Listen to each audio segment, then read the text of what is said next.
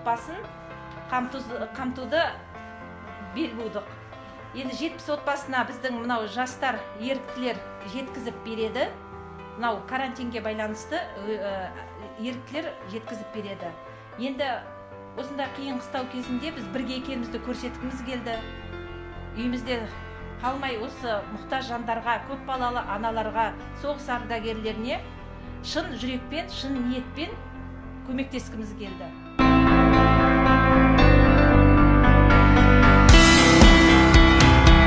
Спасибо большое, конечно, что стариков не забываете. Спасибо большое за продукты, за помощь. Всем здоровья, успехов. Поскорее бы закончил этот вирус, закончился. Спасибо большое. Allah sizге көп рахмет. Барлықтарыңызға рахмет. Осындай қамқор болып, біздің мына жалғыз басты аналарға көрсетіп отқан көмектеріңіз үшін көп рахмет. Сізге рахмет.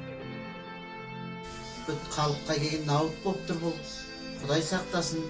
Әйтеуір біздің жезқазғанымызбен сәтпайымызда жоқ бұл нәрсе. Соған қуанып отырмыз.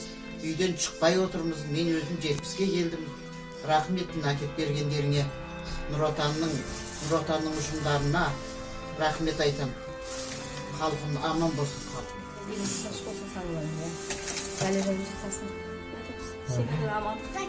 Сол үйде отырмыз, үйде отырмыз. Сіздерге көп рахмет, Акиматқа, Нұр Отанға. Большое спасибо Акимату, предпринимателю и волонтеру за помощь.